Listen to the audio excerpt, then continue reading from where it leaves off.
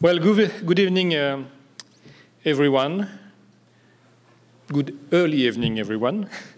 It's a pleasure to welcome you all here for the first installment of the Richelieu Talks, a new lecture series that will explore the enduring relevance of French strategic thinking, and what better way to begin than examining the vision of General de Gaulle.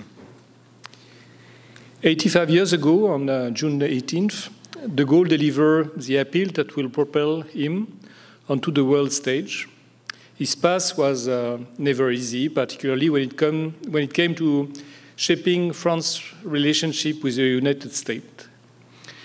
His staunch insistence on French sovereignty, and later its views on NATO, envisioning a partnership of equal rather than one of dependence, was met with skepticism.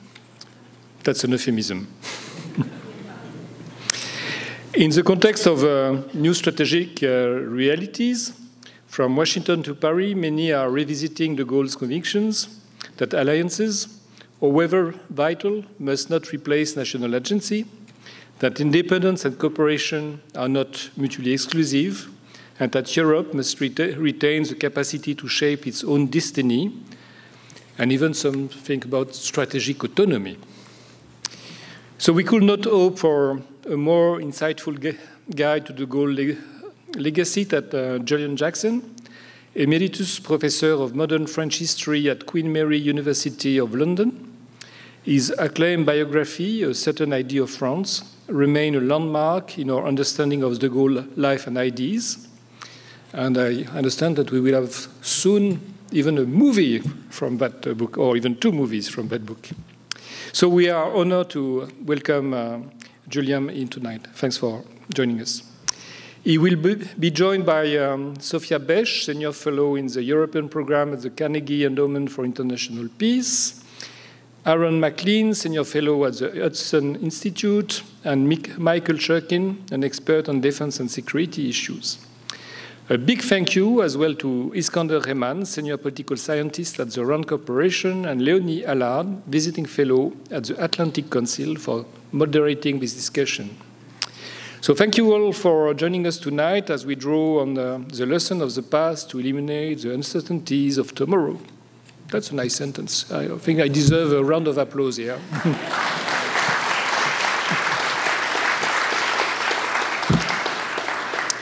Even if I didn't write it. So enjoy the discussion. Greetings, everyone. I'm Iskander Rehman. I'm a senior political scientist at the RAND Corporation, where I focus on applied history, strategy, and contemporary defense issues. It's my distinct honor and privilege to be chairing this opening discussion with one of the finest historians of 20th century France, Julian Jackson. And as the ambassador mentioned, this is the first in a series of public events, aptly named the Richelieu Talks, hosted by the French Embassy, on the seminal figures or moments in history that have both shaped the trajectory of French strategy and statecraft and that of the Franco-US relationship. The great Victorian historian Thomas Carlyle once famously and somewhat provocatively wrote that the history of the world was merely the biography of great men.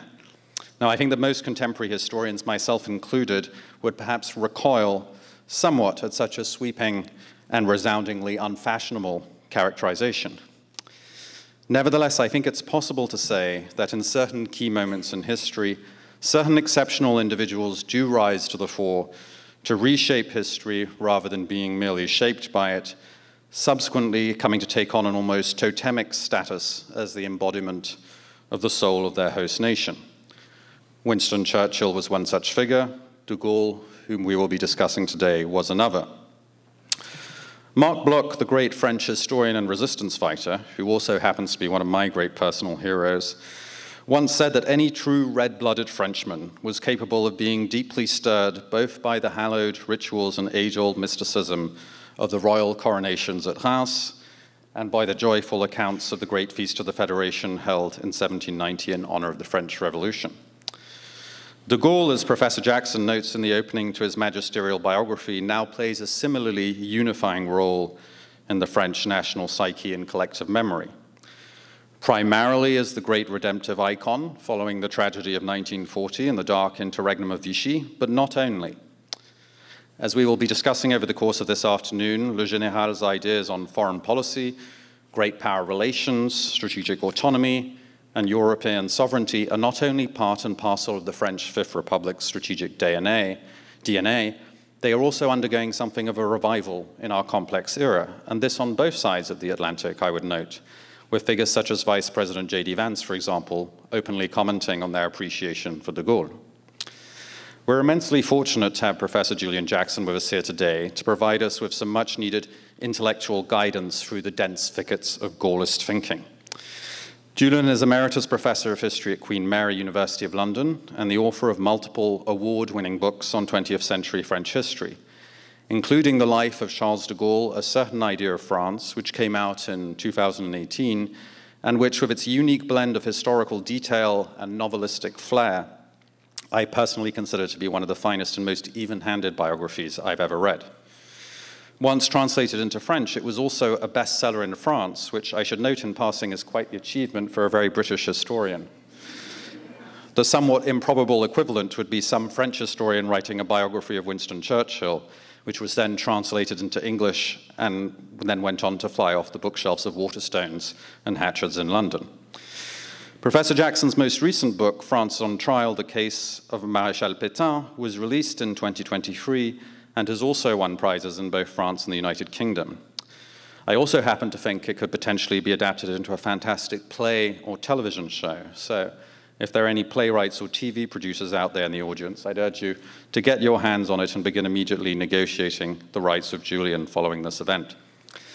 So without further ado, I'm going to now let Professor Jackson deliver his opening lecture. He'll speak for about 20 to 25 minutes, and then I might mildly abuse the prerogative of the chair to ask one or two follow-up questions before opening it up to the audience. Julian, over to you.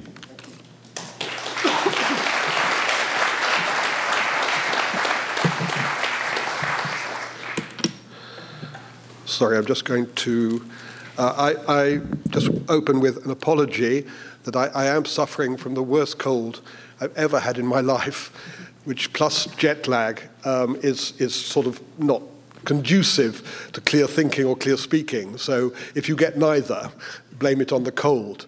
I'd also like to really thank the French Embassy for their enormous hospitality and generosity in inviting me to this occasion. I've had the great privilege of being put up in the résidence of the French ambassador, which is quite an extraordinary, beautiful building.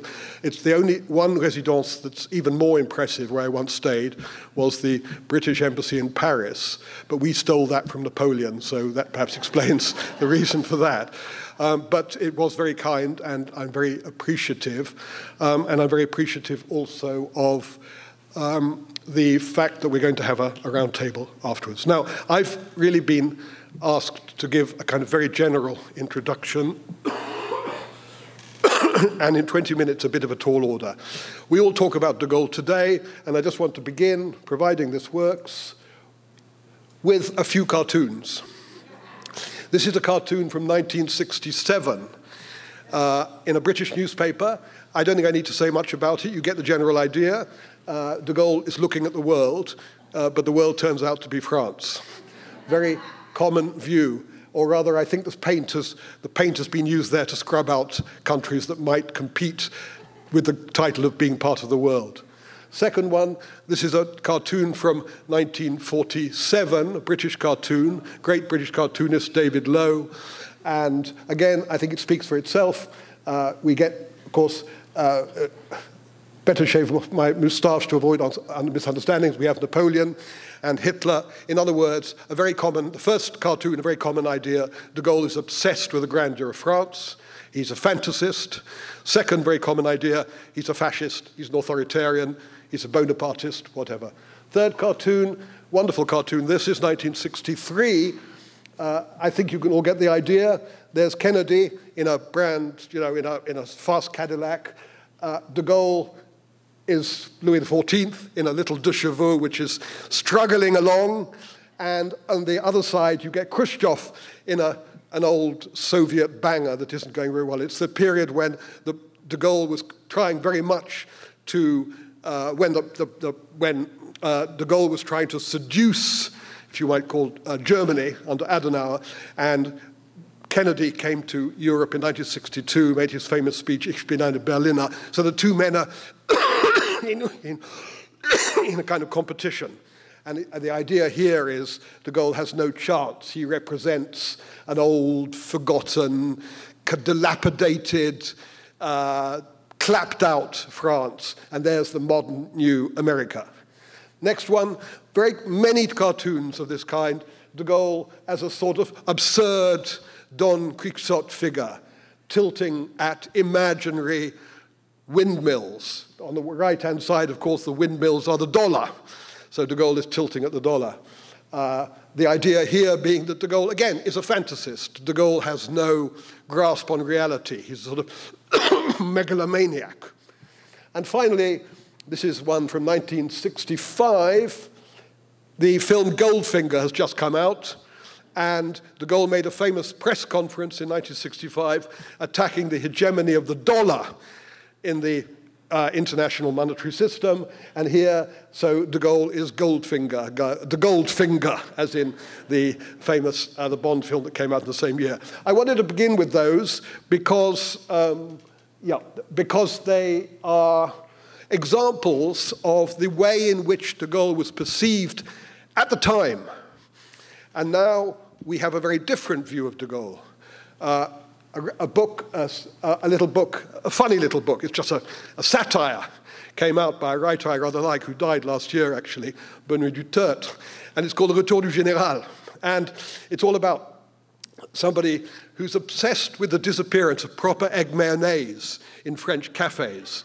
So he goes back home and he writes a manifesto for the future, the return of egg mayonnaise. Then he turns on his television, and suddenly de Gaulle appears and says, oh, je vous ai entendu, je suis tout à fait d'accord.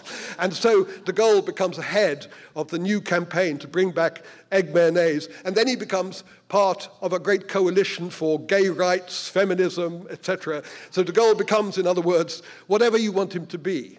De Gaulle has now a sort of iconic figure. Everybody knows the official portrait of President Macron, which has President Macron in front of a desk in the Élysée. Behind him is a copy of the open copy of the war memoirs of de Gaulle. Now, I've tried to magnify that picture to see what page they're open at. Perhaps the ambassador might know the answer.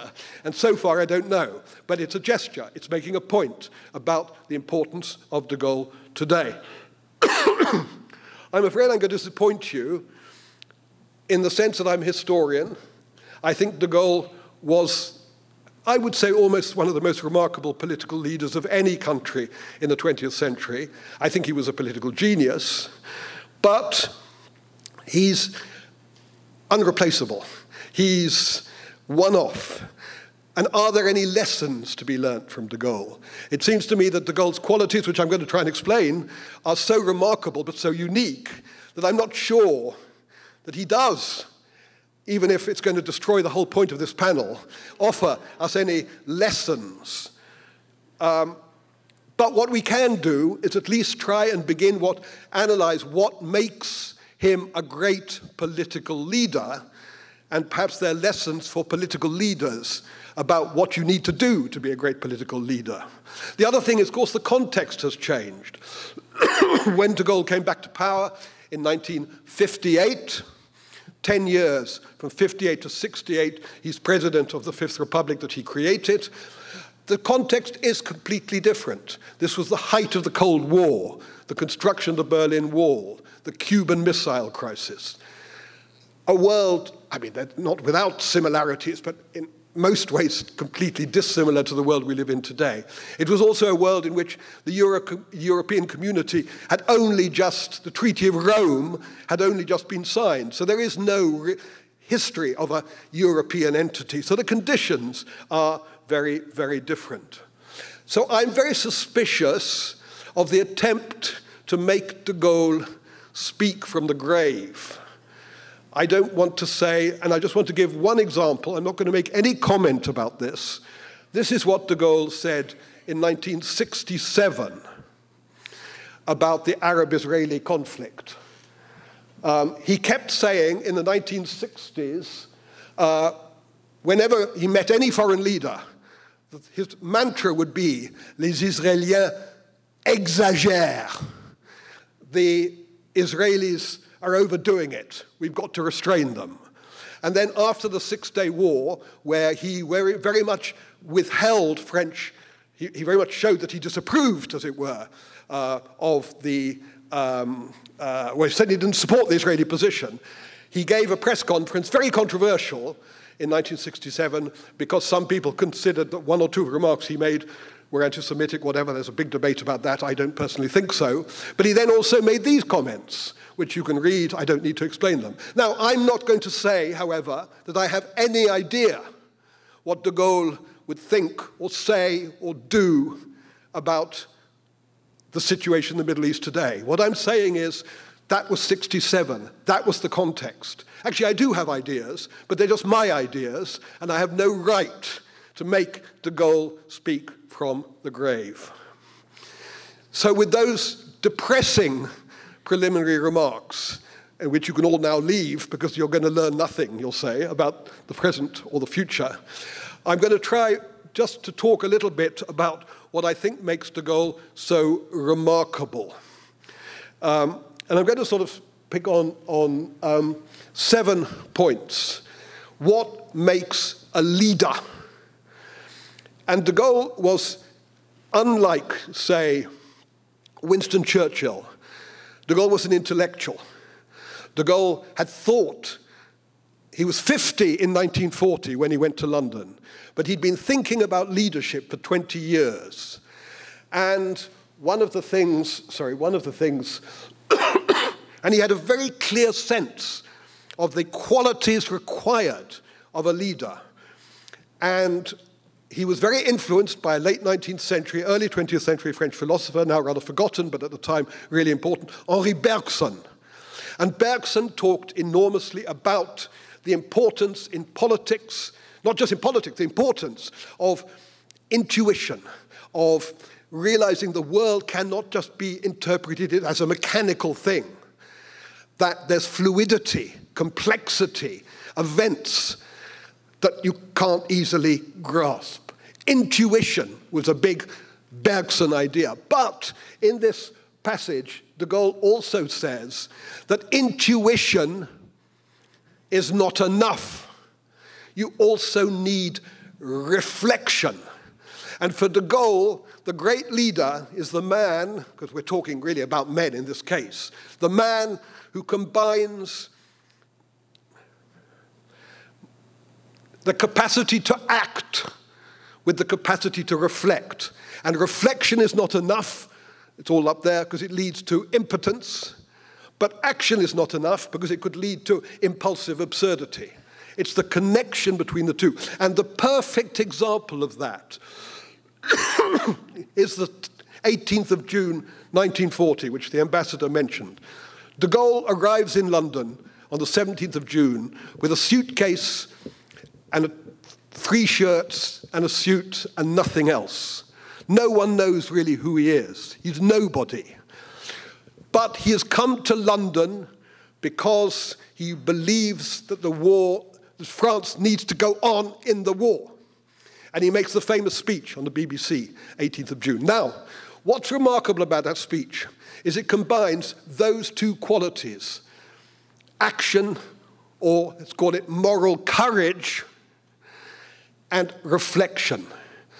Because the speech wasn't just a speech that said, oh, you know, we've got to go on fighting, we've got to go on fighting, resistance has got to go on. It's a speech which puts an argument why France can and should remain in the war. And he says this is a world war. France has been beaten, but it's only the first battle of a world war. And America's economic might, Britain's empire, France's empire will in the end prevail over the Axis. Now that is an argument. Now actually, in itself, it's not such an original argument. The Prime Minister of France in 1940 was called Paul Reynaud. De Gaulle had been in his government. And Reynaud didn't want to sign an armistice. But in the end, he resigned because he didn't think he could go on. But he believed all those things that de Gaulle said. But what Renault lacked was that Bergsonian spark, the moral courage to break out of the norm, to seize the moment, and to act. So for de Gaulle, action and reflection are the two key components to political leadership. And the one without the other leads nowhere or leads to dangerous conclusions.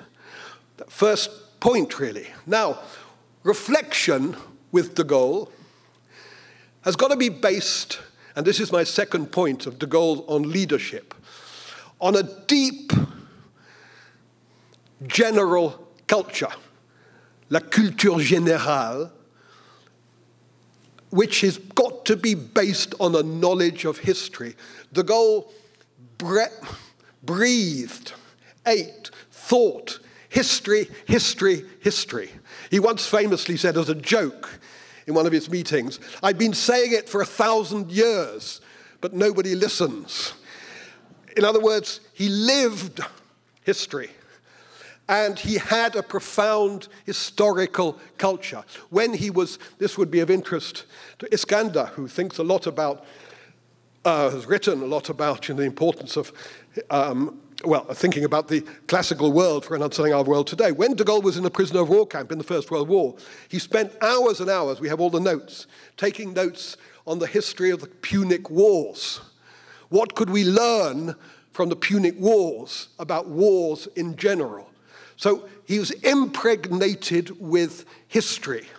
And this meant that from time to time, later on, he would have the most extraordinary historical intuitions. These are two quotes from de Gaulle in 1964. Now, they seem obvious to us now, but I think when I was growing up, we all thought Yugoslavia would last forever. I think we did. And we didn't really have much sense of Iraq. So de Gaulle has this deep historical sort of base to his thinking, which is what informs reflection. And he was also aware of the unpredictability of history. You think the world is like this, but history tells us that what we think is permanent is not permanent. Anything can explode at any time. This is a very telling quotation from 1962. Again, I don't need to, you get the idea. So he's not saying these things will happen, but we just don't know. And that's very Bergsonian, uncertainty, fluidity, flux. That was the second point. Third point, let's go back to that first picture of de Gaulle sitting looking at the globe, which is France. France is the world. Let's go back to that first picture in your mind, because it's a very common idea of de Gaulle, that he was a fantasist who thought that France was the world. That two favorite words, grandeur. That word grandeur, grandeur, comes up again and again in his memoirs. And it sounds anachronistic and absurd to us. But I think it should be used much more subtly than that. What de Gaulle meant by grandeur was not that France was suddenly going to become one of the two great powers like the Soviet Union at the time, or the United States. It was about pride, conviction, being seen, existing, being noticed, having your voice. He sometimes, when people said, what does grandeur mean? He once said, it is the road one takes to surpass oneself. They would say, what does that mean? What it means is you must show you exist. You don't think that you're going to, you don't think you're going to become, I repeat, a great power, but you have a place. And if you don't believe that, then you have lost your self-respect as a nation. So, in a conversation with André Malraux in 1969, just before he died. Now, we can't necessarily believe it because almost everything Malraux said was false, but I think we can assume that something in this conversation was true. And Malraux says to de Gaulle, who do you compare yourself to in history? Is it Joan of Arc? Is it Charlemagne? Is it Napoleon? And de Gaulle famously says, oh, sorry, it's here. Tintin. In other words, the point he's making is, I'm not a fantasist. I know France is not a great power any longer. We, small powers, like Tintin, use our wits, we adapt. It could have been Asterix as well, but Asterix cheats because he takes the potion, and there's no potion for de Gaulle. It's my third point.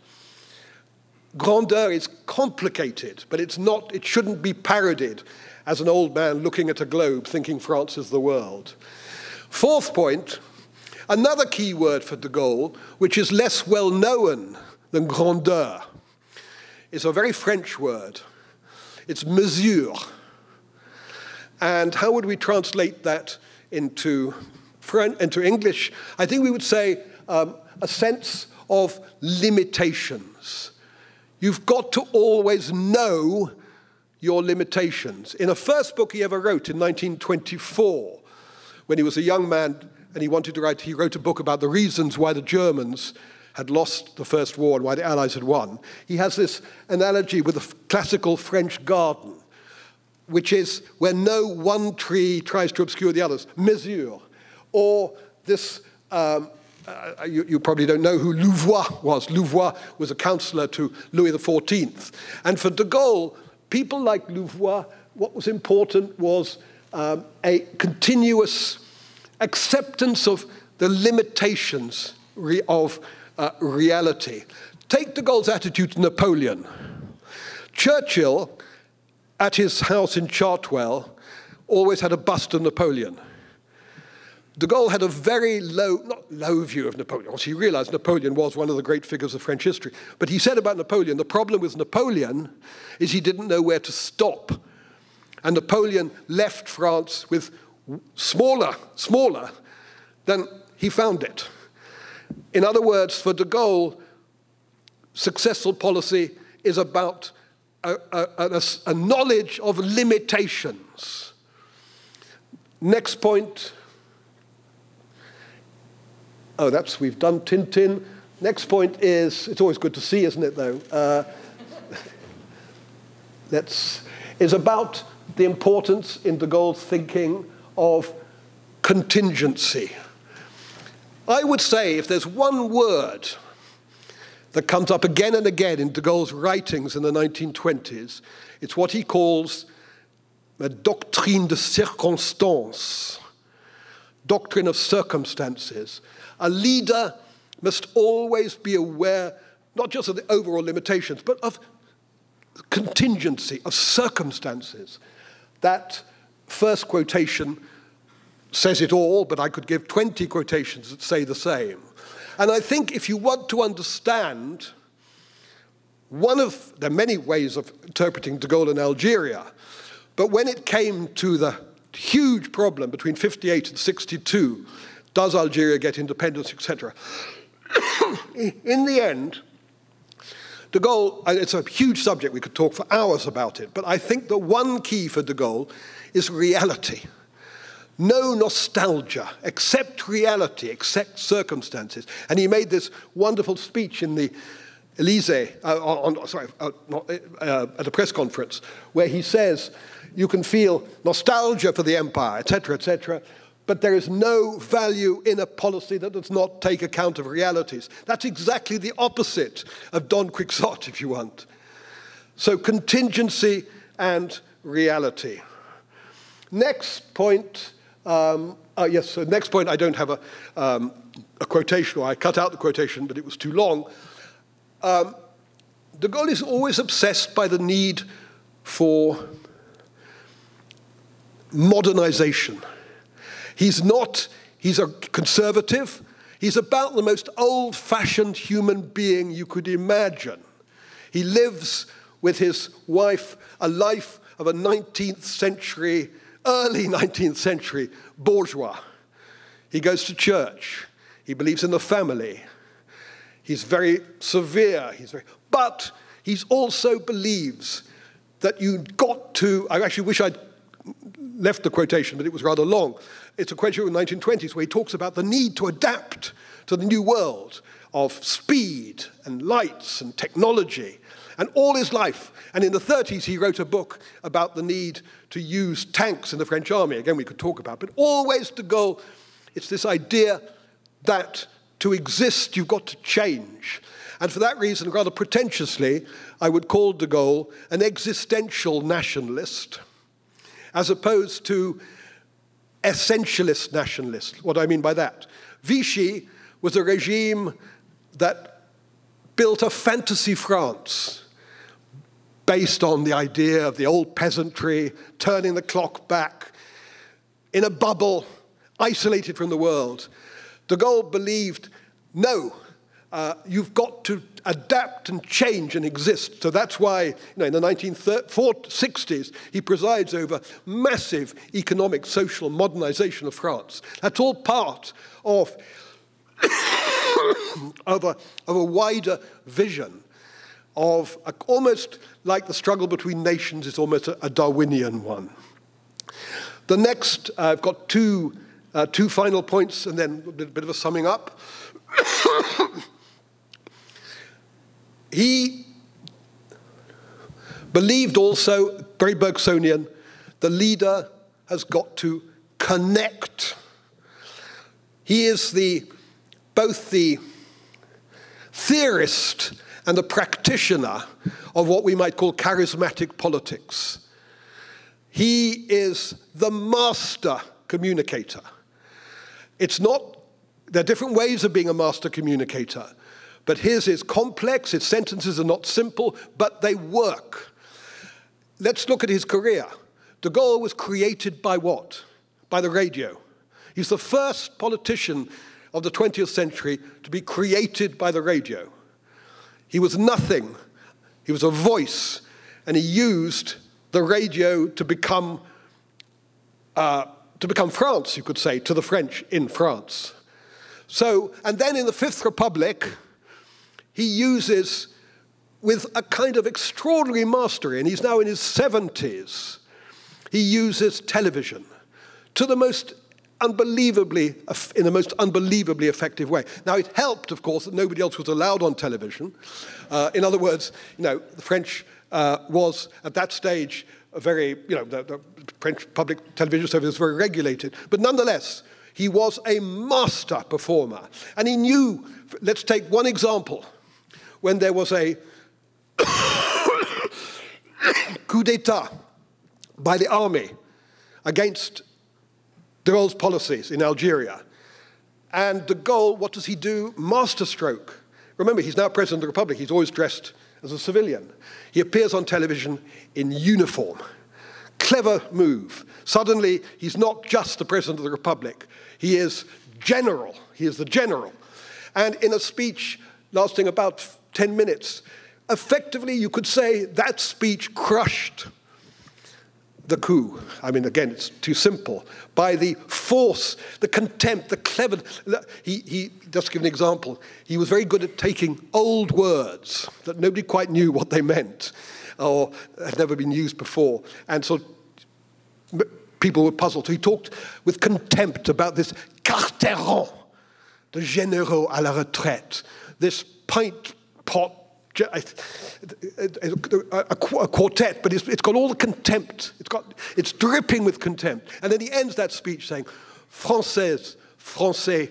He opens his arms, aidez-moi. It's pure theater. And he's a great performer.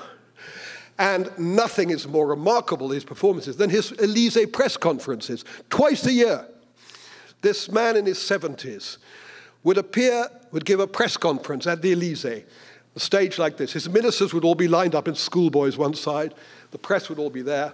The questions were pretty much, people used to talk to them about, they weren't press conferences, they were conférences à la presse, because in fact, you know, the questions were essentially planted. But for sometimes 2 hours, de Gaulle would give these extraordinary lectures without a single note about his vision of the Fifth Republic, the world, America, China. The one on China is phenomenal. He speaks about after the French decide to recognize communist China in 1964. He gives a 15-minute history lesson on the history of China and why China and the Soviet Union are bound to fall out, and then why we've got to recognize China. Now, this anecdote I can't resist just giving. He wrote these out beforehand, all by himself at Colombey. And he learned the text because he had a very extraordinary memory. And a friend of mine who was present when he was spoke to in 1960 to the Houses of Parliament. He came on a state visit to London. And she said, we'd all been distributed the text beforehand. And she said, so we were following the text.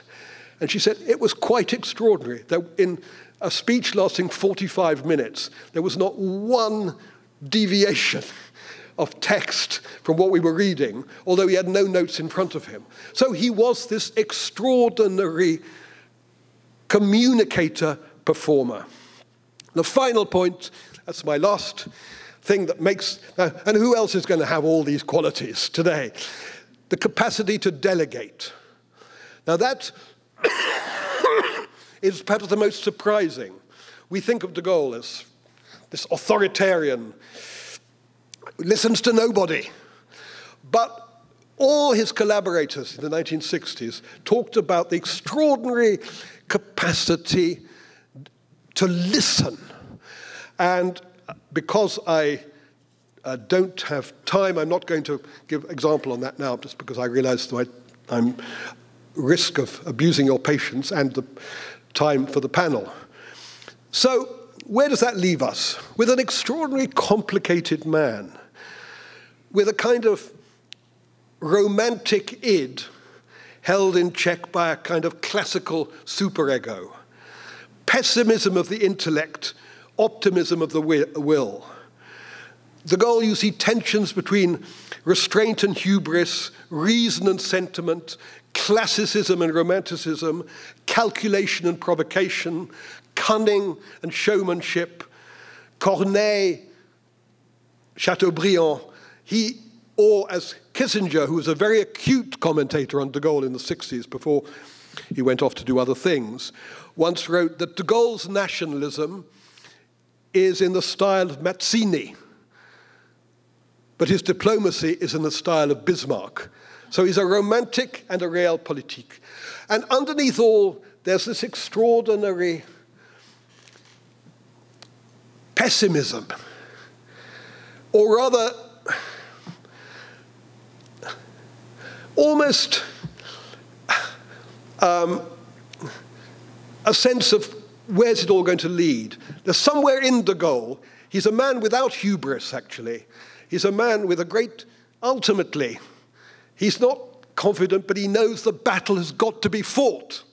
That first quotation about leadership, about success or failure, he says, how do you define? He says, I don't know what is success and what is failure. And that second quotation is an extraordinary quotation. Now, I don't mean it's the truth. De Gaulle said many things at many times to many people. But this idea that, right, you know, I'm doing my best, but in the end, it's a holding operation, it's a trick, is part of de Gaulle. So then, to end this introduction, I do need to give my own answer to the question, well, how do you define, so where, was he a success or was he a failure? Where was he a success and where was he a failure? Well, I would say two absolute undoubted successes. His action between 40 and 44 was quite extraordinary. Now, without de Gaulle, France would have been liberated by the Allies, that's true. But without de Gaulle, France would have been occupied by the Allies. That if a France, a state in exile that de Gaulle created, was there in 1944 and 45, it was an act of willpower, negotiation, bluff, many things. But there's no way that without de Gaulle, France in 1945 would have had a zone of occupation in Germany. I think it's very unlikely that France would have had a permanent seat on the UN Security Council, because France didn't exist in 1940. But de Gaulle, by becoming France, if you want, by recreating a state in exile, made it possible for that resurrection, I think we could call it. So when I ended, my last line of my book is de Gaulle saved the honor of France, and I hold totally to that idea. So, success. I have no time to talk about it, but the Constitution of the Fifth Republic, he comes back to power in 1958, and France has since then had the Republic, the strange Republic that he created. Now, it's not perfect, but it's only the French believe that republics can be perfect. And my own view is that it's done a good job. I could argue about this if you want to argue about it or ask questions about it, but I think that the Fifth Republic has served France well and done what de Gaulle said he wanted to do, which was to reconcile the left with the state and the right with the nation, the left with authority, the right with democracy. So the Fifth Republic is this weird hybrid regime that de Gaulle himself called a popular monarchy. But I think it works. And it's lasted now, it's had a good innings. It's lasted longer than any regime since the revolution, except the Third Republic. Algeria is complicated. The independence of Algeria, my own view is that it could have been done, that it wasn't a total success. Most people would say that de Gaulle gave Algeria independence. That's nonsense. The Algerians won independence. But nonetheless, de Gaulle was the man, as it were, who effected it. But I don't think his Algerian policy was very successful. This is my last quotation. De Gaulle was not a great negotiator. This is what he said to General Biot in 1944 about his negotiating tactics. Just say no. And then after a bit, you can reflect and possibly say yes. And I think that his negotiators in 1961, Pompidou among them, were very frustrated by de Gaulle saying, no, we are not giving up the Sahara, we are not giving up the Sahara, we are not giving up the Sahara. Then one day he said, oh, okay, let's give up the Sahara. And so they found this very frustrating. So I don't think he was a great negotiator in the normal sense of the word. And then finally, and that's the point of today's event, so I don't need to talk about it, de Gaulle's strategic vision or whatever. Well, that is what we're going to be talking about. But in a word, he offers a strategic vision, which we are going to be talking about, so I'm not going to talk about it, for going beyond the pole. He wants to go beyond the Cold War. He wants to break out of the bipolar system. He wants a multipolar system in which France can be a more effective actor. He wants some kind of European voice. Even actually, at the back of his mind is a European defense voice. And I think that none of that, in none of that does he succeed, though you could say he plants the seeds, whatever. But of course, his big decision in the 1960s was to give France an independent nuclear deterrent, which I think many British leaders would wish that they did not have a nuclear deterrent that was so completely dependent on the American system, and would think that de Gaulle had made a wise decision there. But I think a lot of what he wanted to do in the 1960s, he failed, maybe because it was an impossible task and so on. But I think that's, I'm purposefully skating over 1,000 things here, because that is what we're going to be talking about, or the panel is going to be talking about. And so with that, I will leave you the pessimistic conclusion that because de Gaulle is not replicable, the world, unfortunately, I'm not sure what we can do. Thank you. Well, thanks so much for that, that fascinating and intellectually galvanizing lecture. I'm sure I'm not the only one coming out of your talk thinking that maybe Henri Bergson should be on airport bookshelves for ambitious CEOs in terms of everything that he has to impart when it comes to effective leadership. I was particularly impressed at the fact that you managed to cover so many aspects of such a complex and often contradictory individual's inner life in only 20 or 25 minutes. So I'm mindful of the need for time and the fact that there are a lot of folks in the room who probably have questions. I prepared 1 or 2 questions of my own, but I think I'll only actually ask one. Because the next panel will get more into the weeds of the issues of security, etc. And my question is related in many ways to what you alluded to in your talk when you delved into what de Gaulle's historical sensibility imparted him in terms of judgment. And one aspect that I thoroughly enjoyed in your biography is the fact that it's full of these fascinating and quite cinematic vignettes. And one episode that I personally found especially enjoyable was when de Gaulle recounts his first personal encounters with Stalin and his memorable description of him as, I quote, a man for whom everything was maneuvering, mistrust, and obstinacy. And more broadly, de Gaulle seems to have always had a keener understanding than most of the abiding power of traditional Russian nationalism and of the imperialist underpinnings of the Soviet enterprise. So, most notably, at one point in the book, you write, I quote, where others saw the Soviet Union, de Gaulle saw Russia. Where others read the world through the lens of ideology, de Gaulle read it through the lens of geography. So my question to you is, how do you think that de Gaulle, were he alive today, and I know this is always a painful question for a historian to answer, but how do you think he might view and characterize Vladimir Putin? And to what extent might he have been perhaps more alive to the dangers of classic Russian imperial expansion than some of our contemporary Western statesmen were prior to 2022? Well, thank you for that. That's obviously a big question. I refuse to comment on, I refuse to comment what he'd say about Putin because I'm not making him speak from the grave, but I'll make some general points here. De Gaulle, the absolute key to de Gaulle's understanding of international relations was that the fundamental reality is the nation state. You might say that's quite an obvious thing, but that led to some conclusions. That all ideologies that claim that all statesmen with ideologies are just the instruments of national self-interest.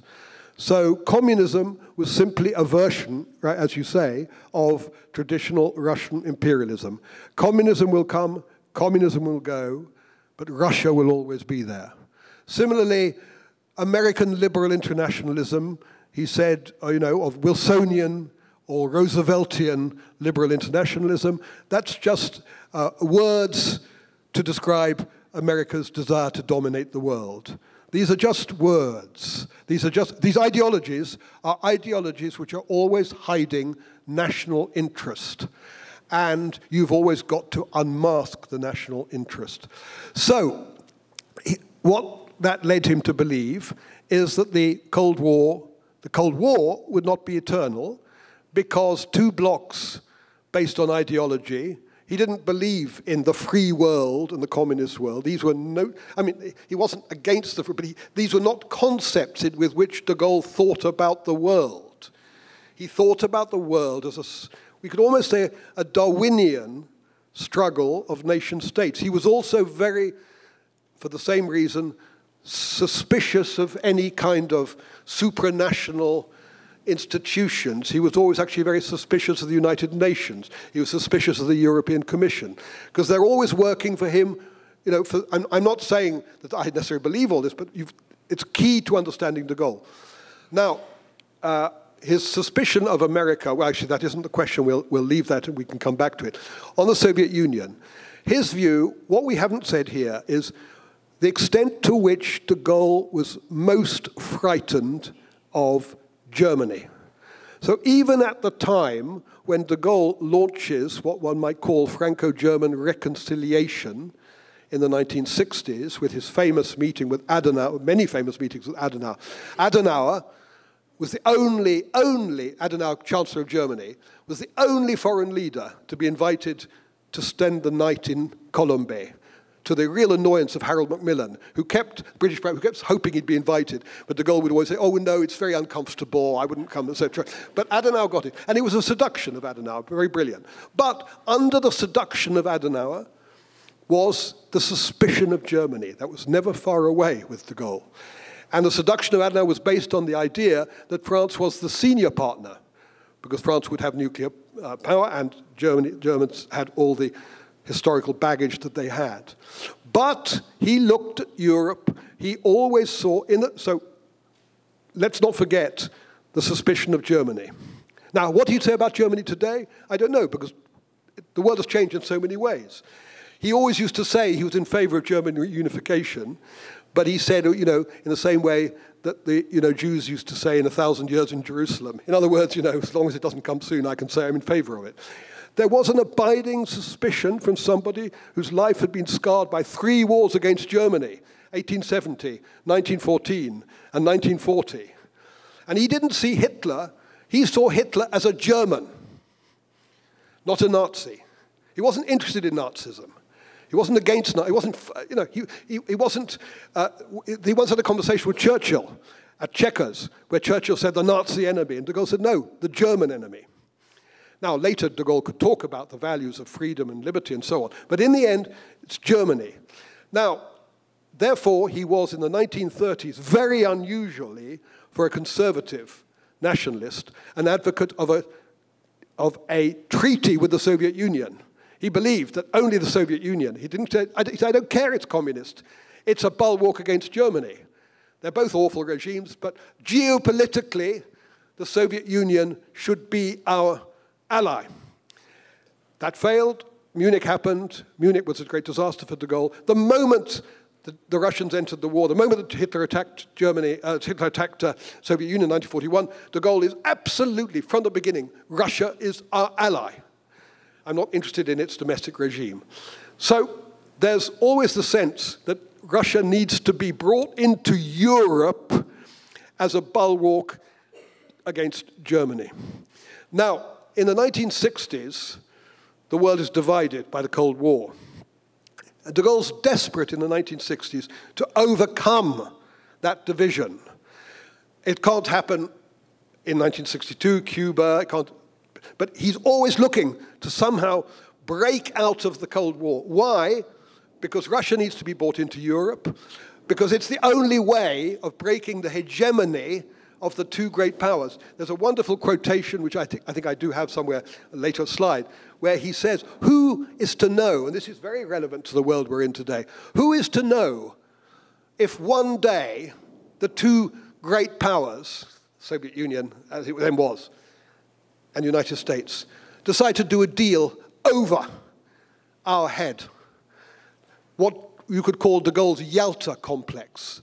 He was obsessed by what he thought was the sellout by Roosevelt, Stalin, and Churchill of Eastern Europe. Now, that's a very simplified view of the world. But he always had this sense that they could do an alliance over our heads. So we need to.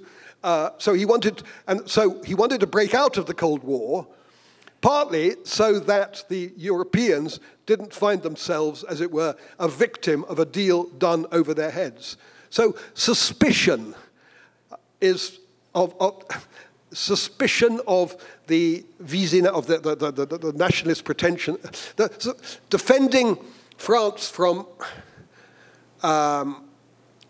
finding ways for France to maneuver in this world of 2 blocks was vital. Now, he goes to Soviet Union in 1966 to try and build bridges, détente. He starts to use the word détente before anybody's using it. Détente, entente, détente, coopération. It doesn't really get anywhere, but that is his strategy in the 60s. But now we've got as you say, a very threatening, I don't know what you want to, and so I said I wouldn't answer that. I think, I think he would be, I think he would agree with the implications of your question. I think that he would be only too aware that what we're seeing, but he would see it historically, is the resuscitation of something that is and could be a real threat. I so don't want to speculate about what he thinks, but that is, I'm trying to give a sense of how he sees the world. He's deeply, realistically pessimistic. Is that anyway an answer? Anyway, it'll do. It's all the answer you're getting. So in an ideal world, I have at least half a dozen follow-up questions, but just quickly before opening it up to the audience. Do you want some water? I've got it there. So, yeah. Which strands of that very realist approach to international relations do you think have survived or perhaps not quite survived in contemporary France's approach to the world?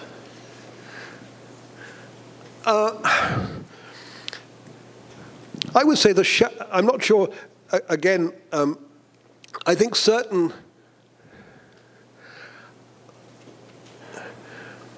There is a Gaullist question. It's a difficult question, but what I would say is that if we want to take and this isn't really an answer to the question because I'm not sure, I'm not going to comment in the presence of the French ambassador on French foreign policy today, but what I would say is that the shadow or the legacy of de Gaulle on the moment when I could most see the legacy of de Gaulle was the famous intervention by Dominique de Villepin in 2003, whenever it was, yes. The Iraq War. And for me, that was so clearly, it wasn't about realism, well, realism's not the word, it was expressing a position that strikes me as preeminently Gaullian, which is an independent voice. And, well, all the things that speech was about. It wasn't, I don't think you should see it just as an anti-American speech. It was a speech, and it was a very realistic speech. It was actually, if you look at it, it was saying what most people would now think was very sensible. So his legacy is, but realism, I don't know. I'm not sure I see, unless you want to push that question a bit more, what you mean. I mean, President Macron seems to be. I'm not going to comment actually on that. Yeah. It's fair. So I think we'll take maybe about 10 minutes to harvest some questions from the audience. So I believe that there will be someone passing around the room with a mic.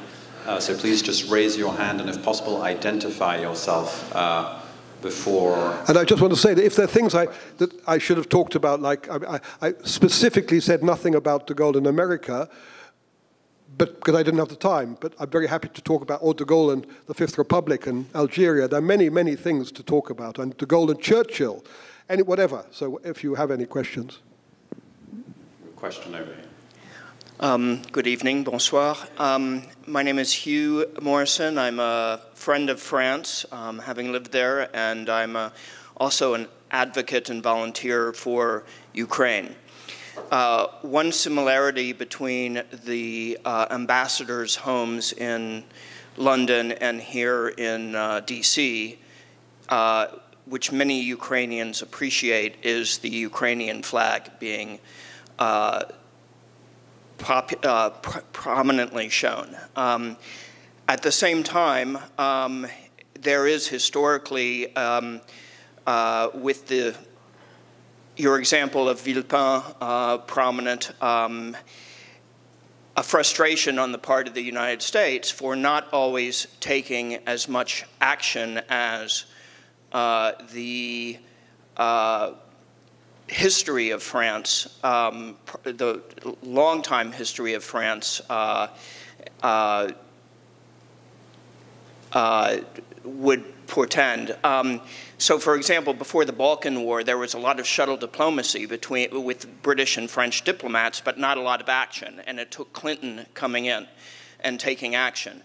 Now, currently, with United States inaction in Europe, it is time for the French, really, pour saisir le moment, not just talk, saisir le moment, and demonstrating to the Ukrainian people the importance of if they lose European, prominently French and German support, Europe will be in deep, deep danger. And I'll leave it by saying that there's 200 and some billion euros in Belgium right now that might go back to Russia. And if it does, it will do two things. It will prolong the war, and it will add to the deaths of many more Ukrainians. And yet, we have not seen support from this from the French government. But how does this place into, these dichotomies that I've talked about, into the history that has come from, the important history that has come from de Gaulle? Well, again, I would agree with everything you said. And I suspect, I think de Gaulle, if were he here now, would be a voice saying, I think the things you've said, but would be bitterly rueing the fact it's not just for France, it's for Europe to do something. And we keep circling around, what this, de Gaulle had a sense in the 1960s that Europe needed to become, the term strategic autonomy wasn't being used then, I don't think, but had to be an actor of its own destiny, and he would have seen Ukraine as absolutely, I feel, an attack on Europe. And I think he would have agreed with it. But how you translate all the things you said into action, effective action, are issues for strategists today and so on. But the problem is that there is no currently coherent, again, I'm straying into territory that is not mine, European capacity to act defensively, autonomously. But I agree with everything you said, and I dare to say here that from the grave, or the heavens, or wherever he is, he would agree with everything. And that's the only time I said I wouldn't ever say, but I think de Gaulle would agree with. He would see Ukraine, the attack on Ukraine, as a fundamental attack on Europe. That's clear, absolutely clear. It seems to me, and therefore, how it translates into policy, I don't know. But yeah. Great, thank you. I think we'll just take perhaps one or two more questions maximum. Please keep your questions brief and to the point and more historically focused for this. Thank you. Two questions. Contemporary geopolitics and the next one. Gabriel Sensenbrenner, working at the World Bank. So de Gaulle had, I think it's de Gaulle who said l'Europe de l'Atlantique à l'Oural. Oui. Okay. Yes. So what does that mean? Which some people would interpret by saying you need to have from the Atlantic to the Ural to have a security arrangement. All right. So okay. So that would be the first question. How do you, with that Europe de l'Atlantique à l'Ural, how does that Ukraine question come into play? First question. Second question, could you talk a little bit about his relationship with the US, particularly what led to the decision to leave NATO? Well, they're huge questions. On the l'Atlantique à l'Ural, the Atlantic to the Urals, that's a phrase. De Gaulle was a master of slightly gnomic phrases, which you said, what exactly did the Atlantic to the Urals mean? And nobody ever really quite knew. It was a phrase that was actually used in school textbooks when he was a boy. But it was about, we've got to remember that de Gaulle, we've got to remember context. And we've got to remember in the 1960s, the thing that is poisoning Europe is that, or for de Gaulle, is the division, is Berlin, the division of Germany, the German problem, and the Soviet place in that. So he's looking for a way to overcome that legacy of the Cold War. But a phrase wonderful in its vagueness, bring the Soviets in, but how, what, why, through what means? And when, for example, he went to Poland in 1967, he hoped he made some rather provocative speeches, which the Polish government didn't like, about, almost saying, that the future of Europe is for all countries to throw off hegemonies. The French must throw off American hegemony, you must throw off Soviet hegemony. So he's looking to this dépasser, to go beyond, as it were, the division. America is a huge thing. Just in 2 sentences, de Gaulle was scarred by his experience of the Second World War and America. In 1940, one of his first acts when he's in London is to write to Roosevelt to appeal to the Americans. He's not starting off from an anti-American position. And it's gradually during the war that Roosevelt's policy towards de Gaulle was based on lots of things, partly rationality. He thought he might be able to bring Vichy into the Allied camp and so on. It didn't work. And then he is convinced that de Gaulle is a sort of proto-fascist, whatever. But what de Gaulle sees learns in that experience is the humiliation in a microcosmic scale of France's, as he sees it, humiliation as a power in relation to America. He's fascinated by America. He's not anti-American, like some people are anti-American in the sense of he didn't like, American consumerism. No, he's fascinated, but also awed by the power of America.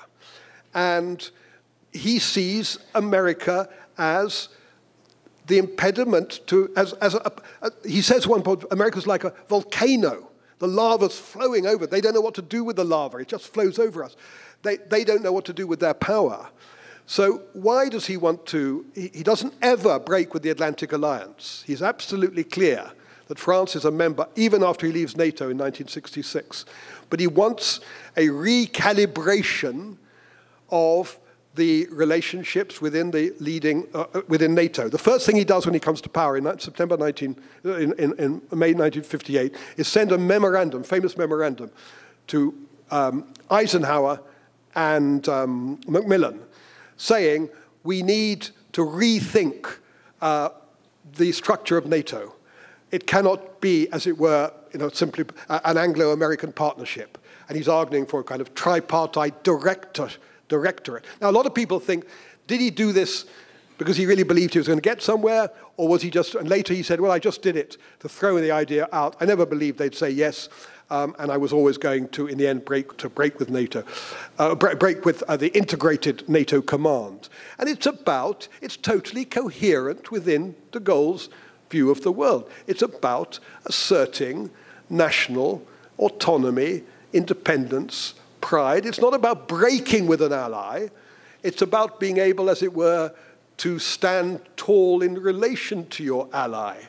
And so I have it's totally explicable in terms of de Gaulle's view of the world that in 1966 he took that decision, but it wasn't a decision, it was a decision. In the end, we've got to remember, for de Gaulle, even when de Gaulle talks about Europe, de Gaulle's really thinking France.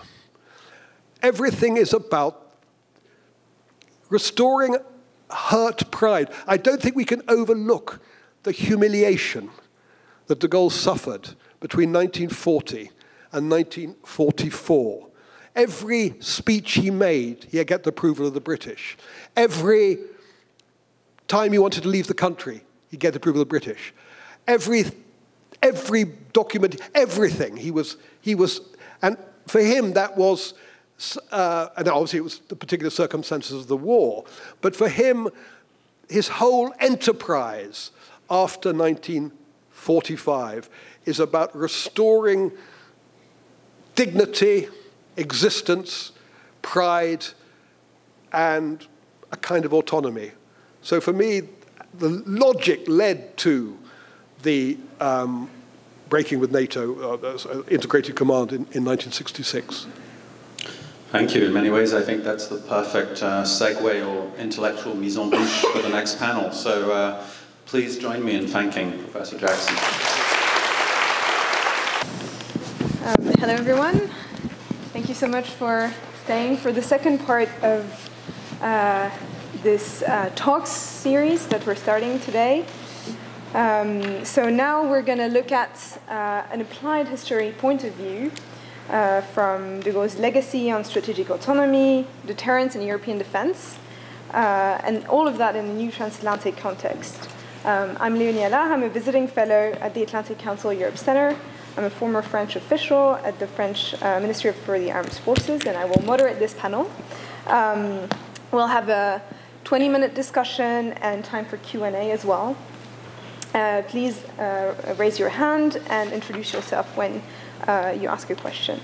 So joining us today, we have, starting with, Sophia Besch. Dr. Sophia Besch is a senior fellow at the Europe program at the Carnegie Endowment for International Peace. Her area of expertise is European defense policy. And before joining Carnegie, you were a senior fellow at the Center for European Reform, so in London and Berlin. You were earlier in your career at NATO in Brussels as well, and at the NATO Parliamentary Assembly. You studied in London at King's College and in Paris as well. Aaron McLean also is joining us. You're a senior fellow at the Hudson Institute and the host of one of the best podcasts that there are today, the School of War podcast. Previously, you were a senior foreign policy advisor and legislative director to Senator Tom Cotton. And you served on active duty as a United States Marine for 7 years, deploying to Afghanistan. And you were also assigned to the faculty of the US Naval Academy. You received a BA in philosophy and the history of math and science. Also studied medieval Arabic, did a dissertation on that at Oxford. And finally, we have Michael Shurkin, an analyst and researcher who's been focusing on France, French foreign and defense policy, specialist on West Africa. You're well known in France as well as the US. And you're currently the director of global programs at 14th North Strategies, which is a risk advisory group, and also senior fellow at the Atlantic Council. You served as not anymore. You served as a political analyst at the CIA and spent 11 years as a senior political scientist at the RAND Corporation. And you have a PhD in modern European history from Yale and Stanford, and have also spent time in France. So now it comes to me to make a little transition from a historic point of view of de Gaulle to challenges that are facing us today. I think when de Gaulle arrived in power in 1958, it was a critical juncture for France, for Europe, and the United States. And it was clear to de Gaulle that only a multipolar world would permit Europe, and therefore also France, to become a player again in world politics after World War II, and that he saw the US as a great power whose influence had to be managed, not embraced unconditionally. This vision of a multipolar world, but also in the place that Europe would have to play in it, is very much resonates with today's challenges. So I will start with Sophia. Sophia, we've seen that with the return of war in the old continent and the widening Atlantic oceans, European leaders have embraced the idea of strategic autonomy, at least on paper. We've seen that with the Versailles Declaration in 2022. Although this, as Professor Jackson mentioned, was not a word coined by de Gaulle or existed then, it's very much in the sense of how he viewed France and Europe. There is also some conservative groups in the United States, Republicans. We've seen some articles, and I think Iskander has talked about J.D. Vance, that have also used Gaullism as a way of not justifying, but as a way to explain how we could build new transatlantic relations in reducing European dependency or so-called vassalization of Europe to the United States. So, Sophia, how do you see to open the discussion, how do you see strategic autonomy playing out today? How is it seen in Europe? It's a very French term. You know, sometimes we overdo it, but I feel like, you know, the French have been trying to be not too vindicative about being right there. But I'm looking forward to how you think it's perceived. But also in the United States, again, in this new context where you have voices in the administration that's embracing also that concept. Yes, sure. Thank you very much, Leonie, and thank you to the French Embassy for having us here today. I would have wanted to be here anyway to listen to the brilliant Julian Jackson, but I'm happy to sing for my supper, if you will.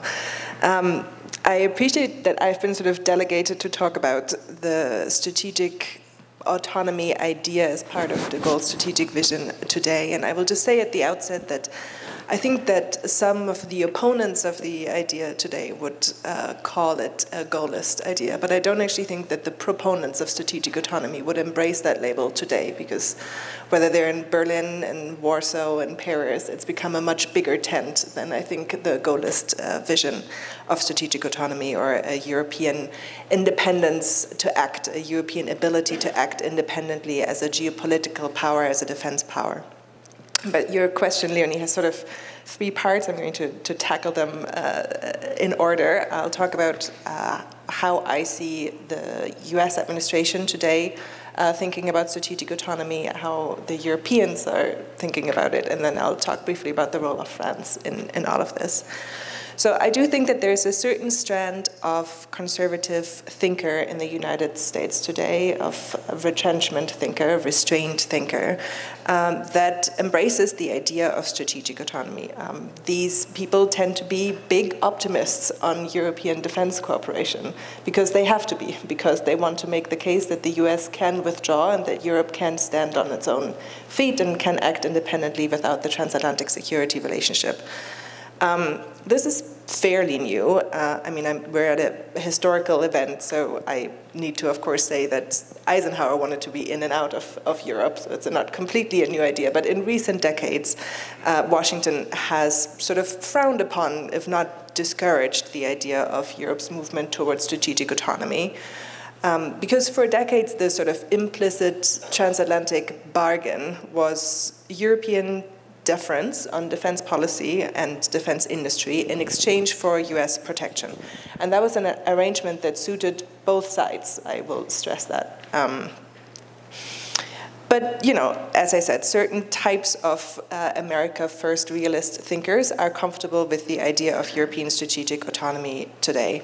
There are also, I don't think this is a particularly controversial statement, though my American colleagues will disagree with me if they do, there are very different interpretations of what America First means today, including in this administration.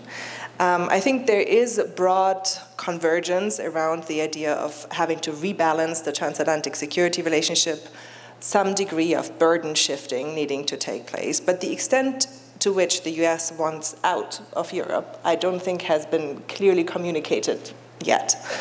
We don't know yet what the force posture restructuring will actually look like, whether this is about pivoting to the Indo-Pacific or whether this is about reducing the US Army in general. That has different implications for how US force posture in Europe is going to be structured in the coming years.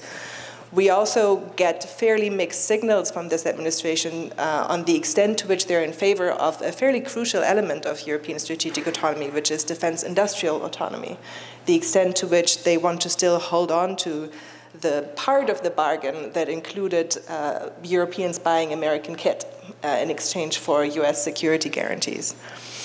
And finally, there is also a rejection, I think, in this current administration of the role that the EU could possibly play in organizing European strategic autonomy. And so there's some tension there with what Europeans are trying to do.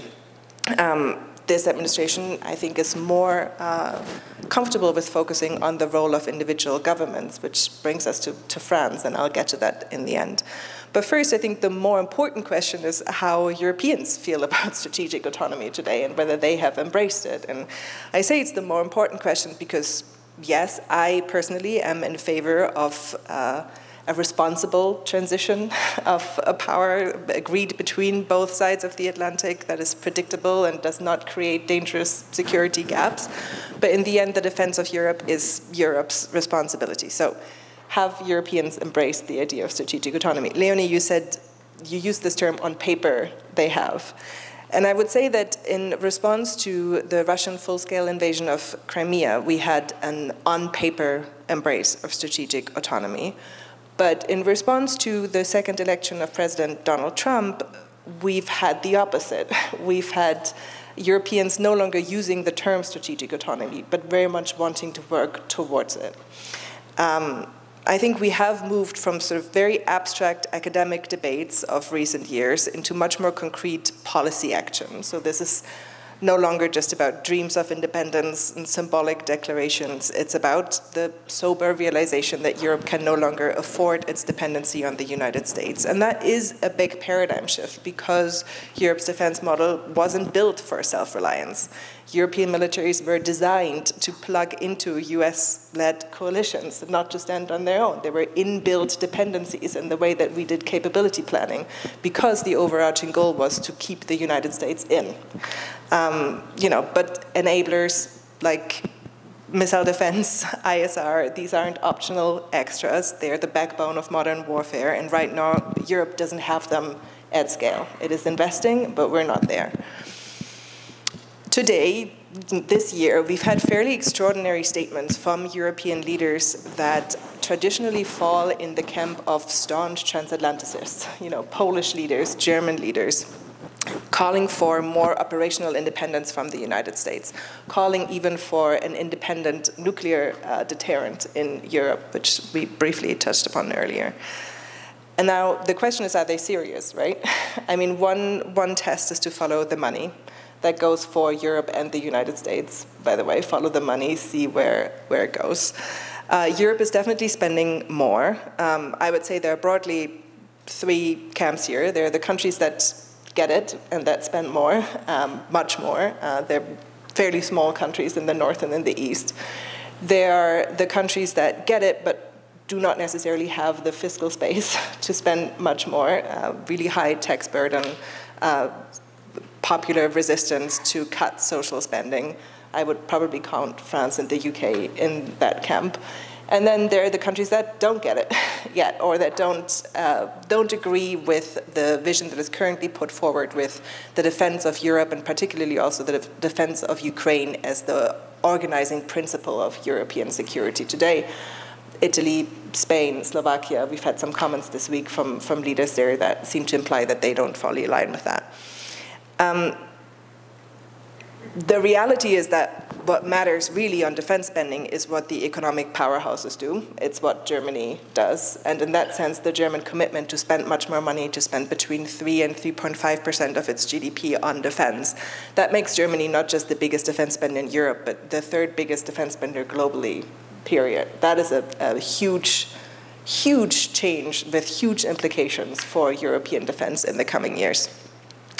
We have to, of course, make, and I know I'm speaking to a very knowledgeable audience here, we have to make some distinctions when we talk about defense spending, the distinction between input and output, right? So the percentage target is very useful for something like the NATO summit, where Europeans can come in and say, 5 for 5, right? 5% of GDP for Article 5. That's a good headline for something like that summit. In the end, it takes time to translate that spending into equipment, unit, trained formations. And then it's not just the amount of money spent, it's also the quality of that spend, right? Are we able to reduce duplications? Are we able to integrate our military forces? And are we able to reduce foreign leverage, including US leverage, over European defense systems? Those are all questions that are still open. And that gets to the real governance challenge, which is, how is the European rearmament effort organized? And crucially, who is organizing it, right? Which gets us to France, because we're not just trying to fill capability gaps here, we're trying to make up for the role that the United States has historically played as the disciplining and coalescing force behind the European defense and security effort in recent years, through military leadership, through political leadership. And it's understandable, I think, this US urge to want to have a number to call in Europe, and at times that has been the UK, and at times that has been Germany, and for some in Washington today, it's very attractive to think of it as Paris, as the leader of a more independent Europe. And France has shown real leadership on Ukraine, now on Iran, Israel as well. But I think my impression is that French officials, I'll end with this, are actually at pains to show humility and solidarity. They are really aware that I think I told you so messaging would backfire right now in Europe. And that's not always easy. I mean, I remember a French colleague years ago adapting this idea that Europe grows in crisis to say that Europe grows in crisis when everybody realizes that the French were right in the first place. That is, I think, a common strand of thinking in Paris. But they're doing a really good job right now not to stress that point, because France, I think, is aware that no single European country can realistically fill the leadership vacuum being left behind by the United States. There's just too much distrust in Europe. You've seen this really, really well over the debate. There was some question mark whether the US would no longer want to be secure in Europe, and the immediate response among Europeans was, well, who of us would do that? We could never agree on which nationality would fill that post in the future. So that goes to this really persistent challenge, how to ensure strategic coherence in Europe. And that requires agreement on what Europe is defending and why we're defending it.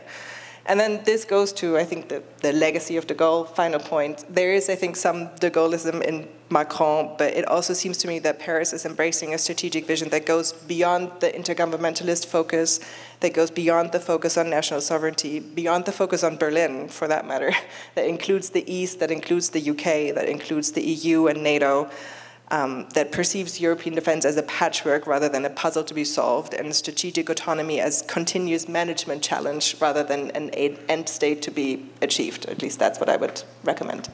Thank you. That's a good recommendation for how to forge ahead amongst Europeans.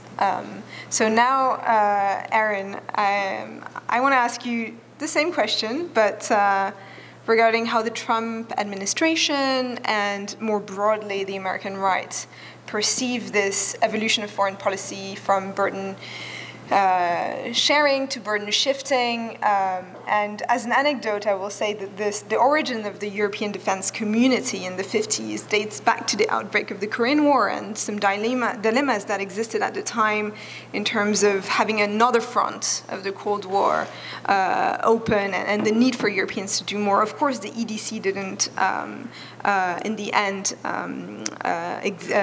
it wasn't accepted, and instead, you have West Germany that entered into NATO and different ways in which European security order was established. But it's really started from this burden shifting. How do you deal with several fronts?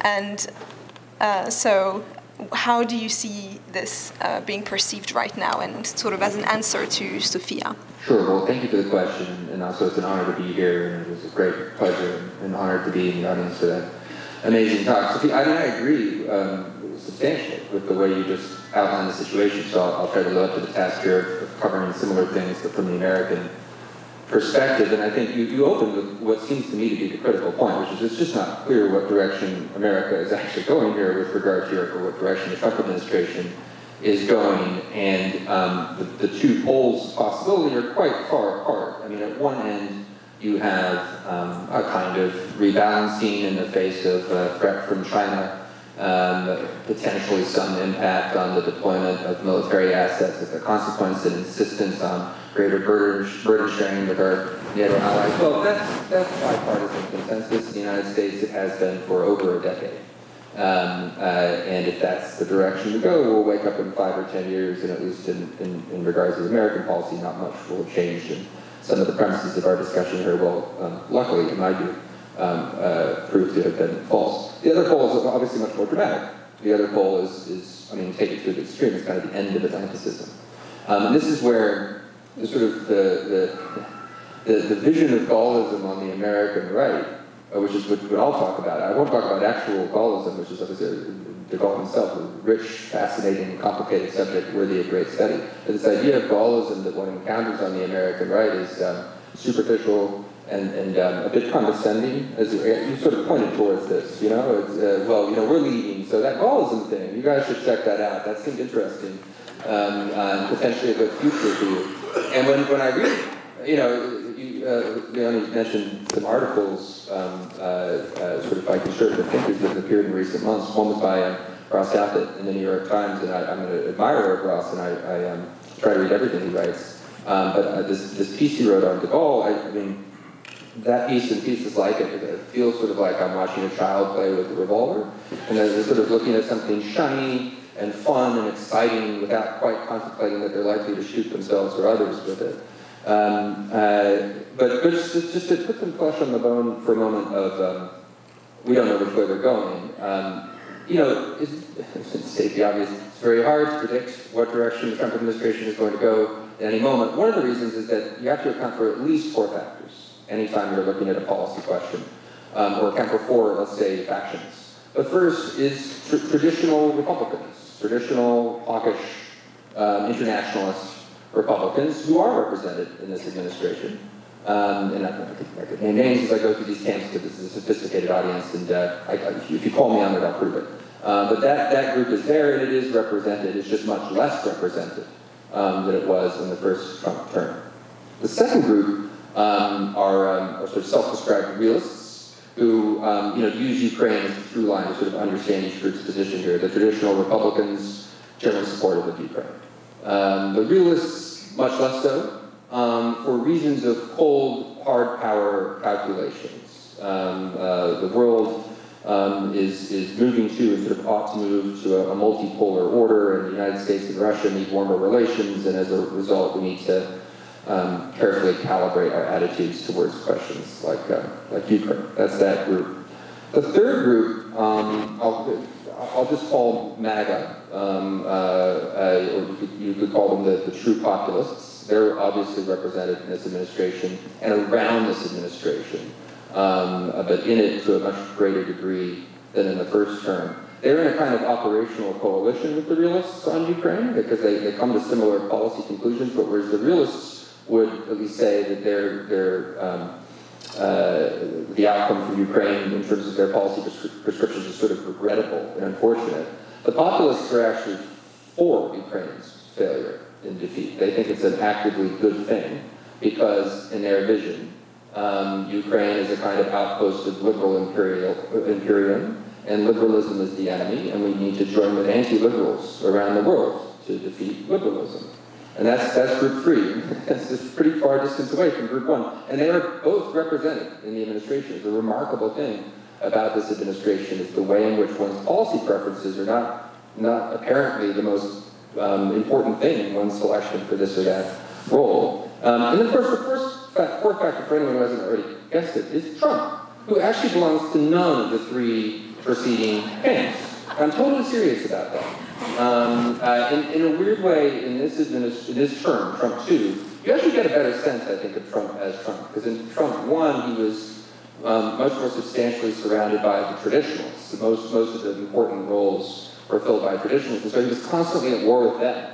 And that paint, you got a picture of him as a consequence that I think is slightly misleading. He has better positioned himself now amongst the multiple camps, and so you see in sort of his maneuverings amongst them a better picture of who he actually is as a policy thinker and actor. And he is unique. I mean, he is a mercantilist to an extent largely unprecedented in the modern era. And whatever his attitudes towards intervention are, he's not an isolationist. He's simply not, I think, to the great frustration sometimes of the realists and the populists.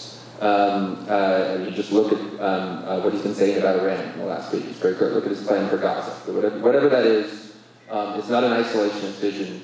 And you know, he both pleases and frustrates these other factions at various points depending on his decisions.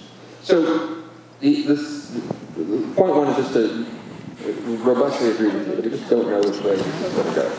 Point 2 is if in fact we go more in the direction of something approaching the end of Atlanticism. That's a very dark future, and we should not consider it an exciting time of new opportunities. And it's bad not only for America but also for Europe.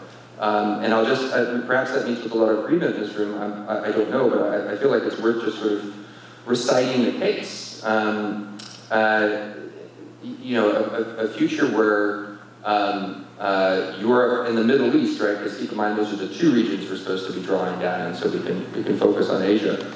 Has less American influence. It's a world in which America is embracing sort of global rearmament. So not just greater burden sharing and sort of more seriousness from allies and partners like we've always, like every president since World War II has asked for, but much broader rearmament, much increased defense spending, nuclear proliferation over time. So that's factor one as America looks out at the world. Factor two is increasingly fractured politics, because as the influence of American power in any given theater in Eurasia diminishes, there's going to be greater and greater complexity in that region, as we've been witnessing for the last 10 years, by the way. And then, as part of this vision, the United States proactively surrendering its influence so as to let these things play out without America's hitherto more significant role.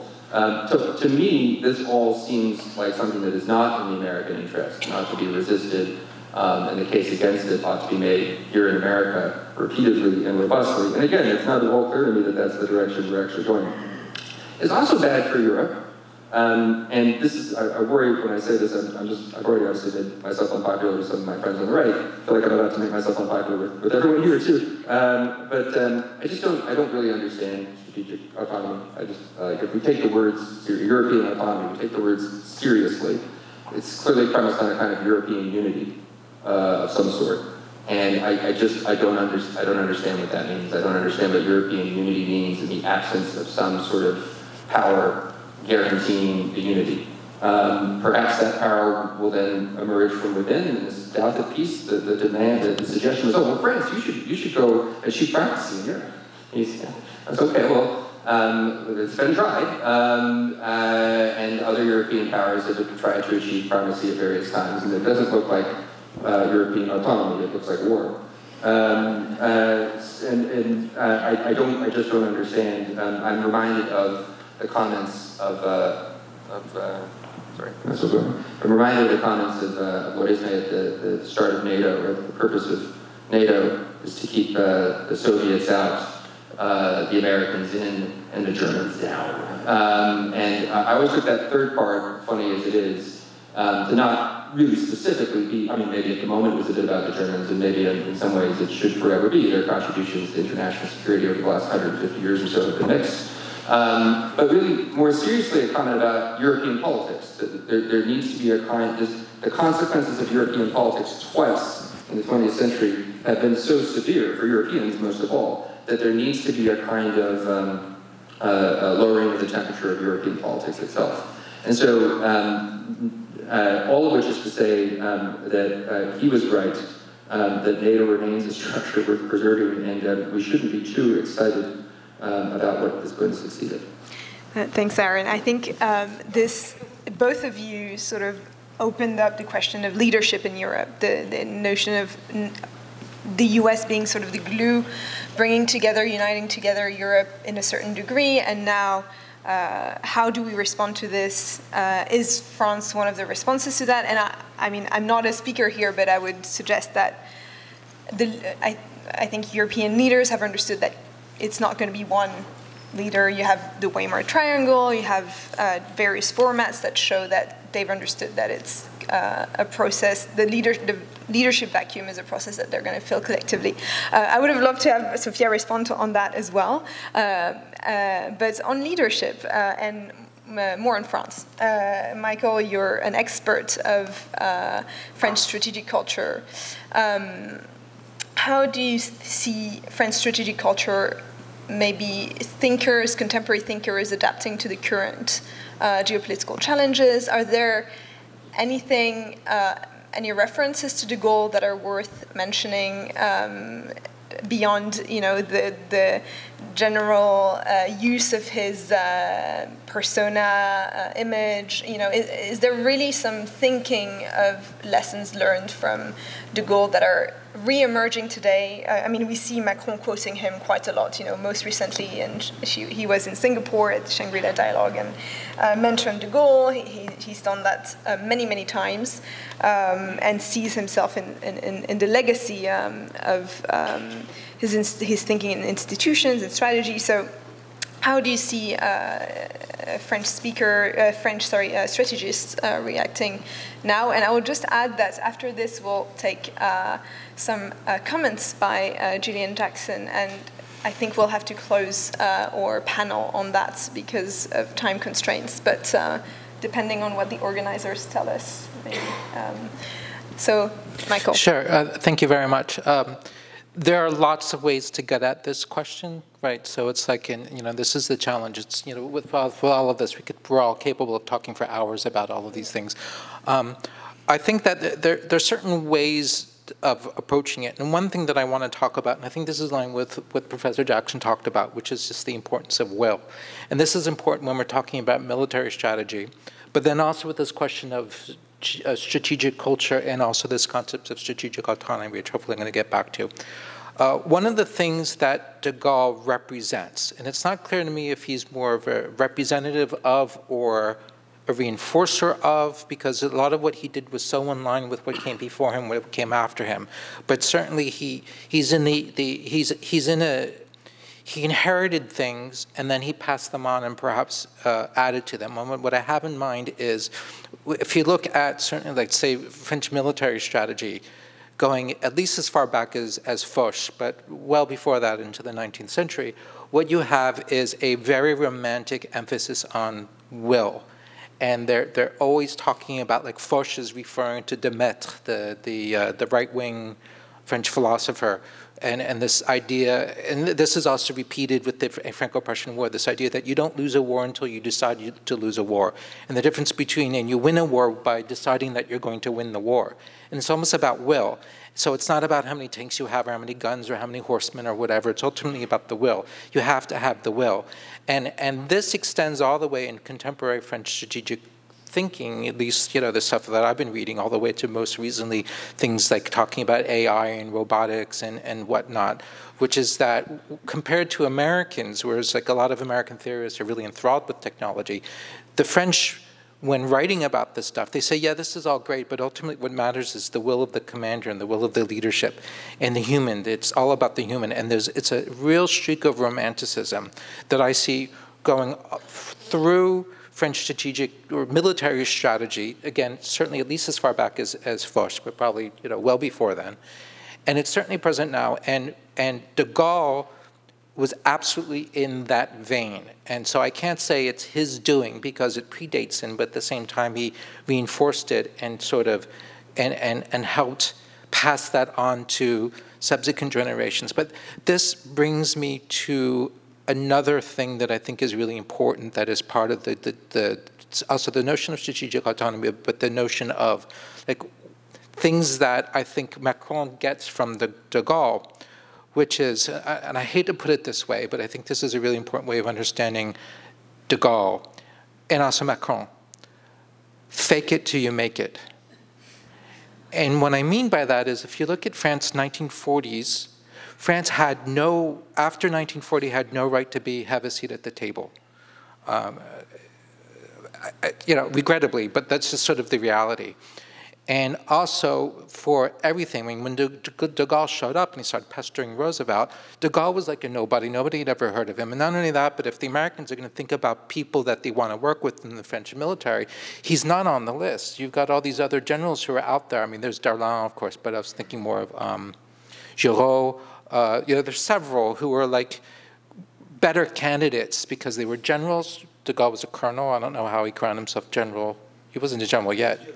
Even 40. Okay, sorry. But by acting as if France is a great country, as if France has power, as if he belongs with the big boys, he made it happen. It's like he projected this, and he made it happen through force of will.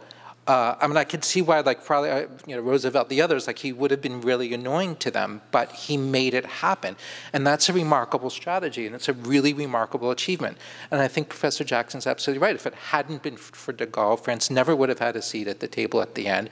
France never would have been in the UN Security Council. Like, all of these things are through this incredible force of will, and this belief in will, and this belief in faith, and I think it's ultimately very fundamentally, it's a romantic point of view.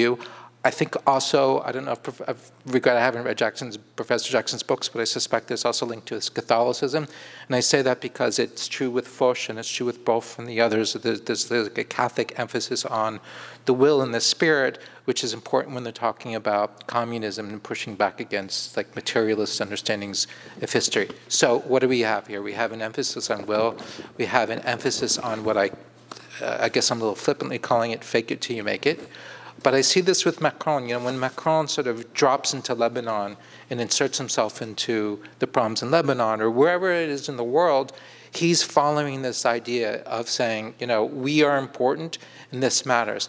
And there's this element of if you keep acting as if you're important, at some point people kind of believe you and it becomes important. And I don't want to say this like I'm putting him down or putting France down, not at all. I actually think it works. It's effective. I think this is what de Gaulle did. And I see that as what Macron is trying to do. Professor Jackson, maybe you want to react on this, because I think when you introduced the 7 points of what's leadership for de Gaulle, you insisted, I think, more on first his vision of geopolitics trumps ideology, so you need a deep understanding of nations, and your position, including France's position, needs to be understood in how it's rooted in geography and history rather than ideology. And also the notion of grandeur maybe is better than fake it till you make it, to understand a nation's pride and why it would want to take back its power as teacher in the world stage. Do you have any comments on that? No, really, almost nothing. I mean, I thought they were all wonderfully brilliant but fascinating interventions, and no one is really disagreeing with each other. It's just they're coming at it in different ways. And I was particularly, because that's the thing I know least about, sort of half reassured, but fascinated by the 4 groups in Trumpism, whatever you want to call it. It's a level of of sophistication I don't have in my view of America. But all I would just say is one thing nobody's.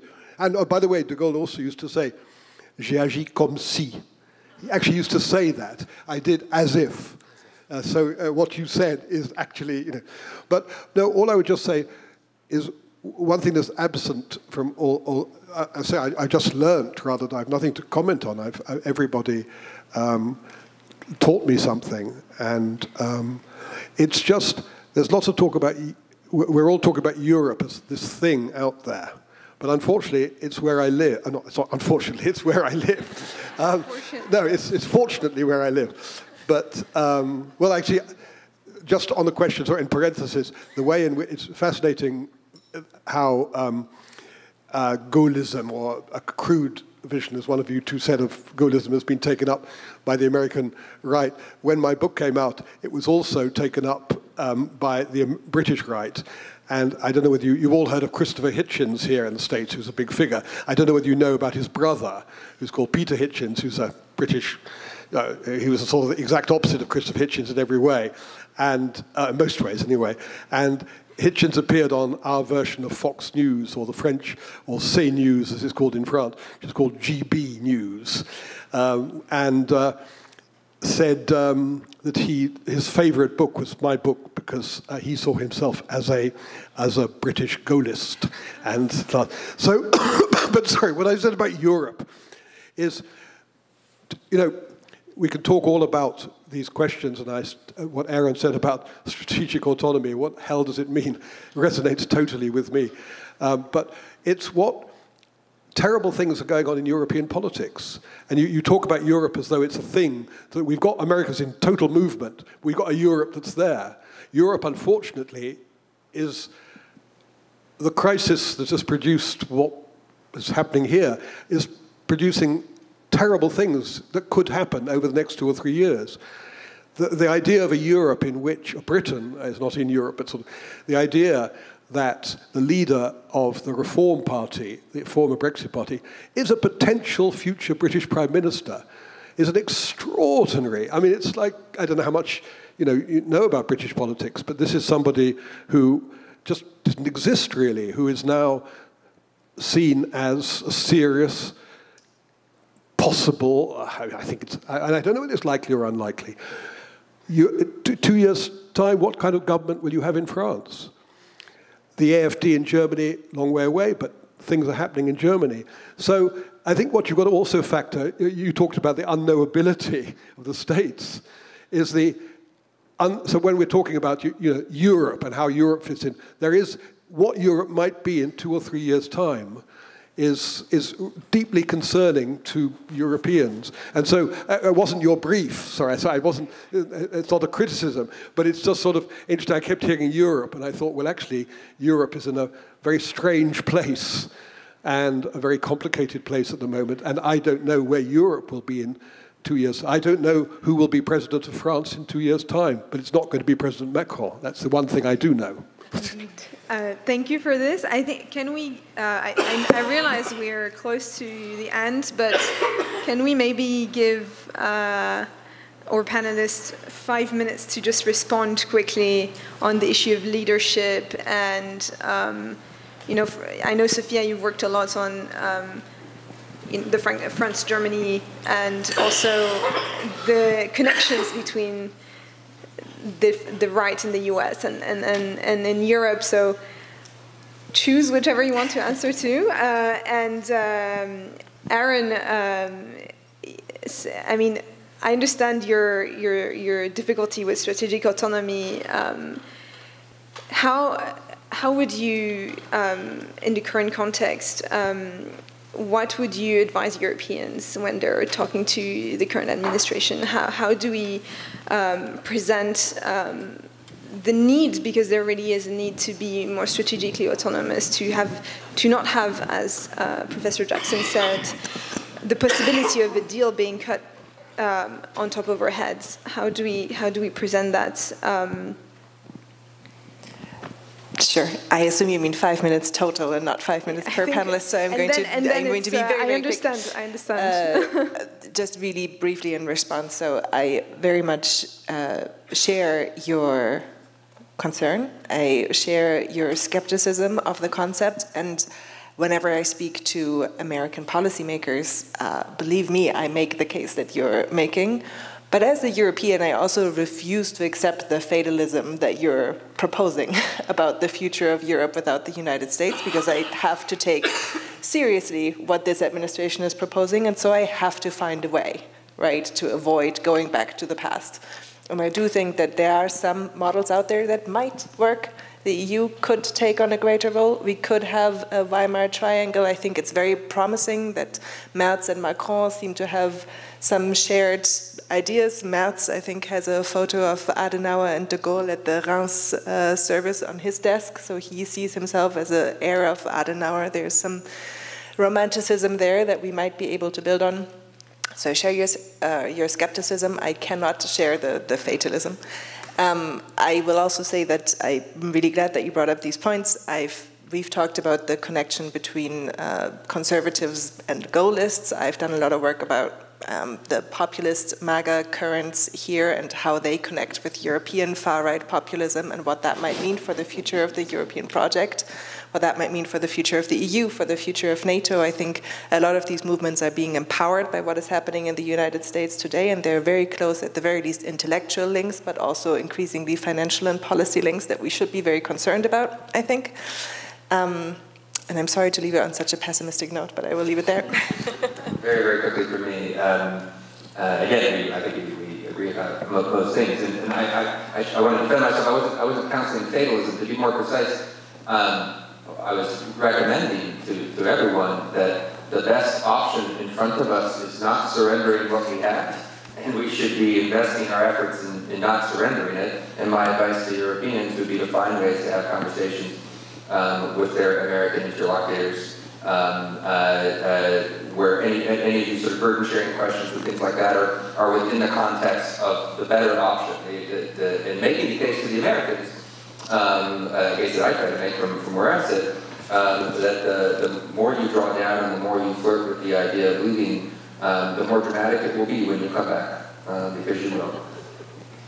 So thank you, everyone. I will just leave you on the kind of final chapter of Professor Jackson's book, A Certain Idea of France, which says that it really shows that de Gaulle had asked a lot of the right questions at the time, and many of his efforts that he had undertaken, we've heard about the memorandum on NATO in '58, so on NATO, on Europeans being more, being a political force on top of an institutional force and a bureaucratic force or technocratic force, on the place of France in Europe in a more multipolar world. All of that now are questions that are reopening in a new context with new tools. Like the European Union is not what it was. NATO has changed.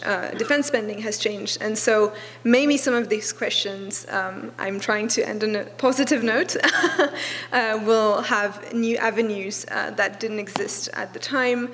And hopefully we can learn from the way these questions emerge in history and how this might create some new responses today. So thank you so much for the discussion today and for staying.